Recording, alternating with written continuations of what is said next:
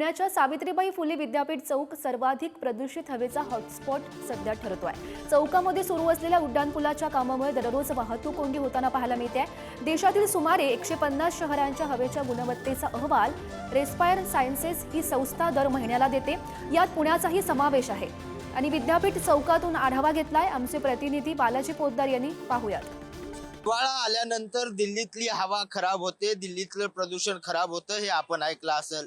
मात्र गेल्या काही दिवसापासून पुण्यातल्या काही भागात सुद्धा हवा प्रदूषण मोठ्या प्रमाणात होत असून हे आरोग्याच्या दृष्टीने हॉटस्पॉट झाल्याची माहिती एका अहवालातून समोर आली आहे।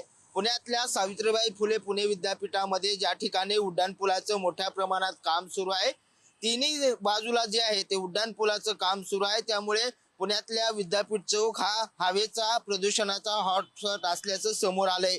पुण्यातील रेस्पायर लिव्हिंग सायन्स स्टार्टअप आणि गुगल मॅपच्या संयुक्त उपक्रमाने हा अहवाल सादर करण्यात आलेला आहे। त्या अनेक दिवसापासून या ठिकाणी उड्डाणपुलाचं काम सुरू असल्याने यामध्ये मोठ्या प्रमाणात हवेचं प्रदूषण झाल्याचं पाहायला मिळतंय।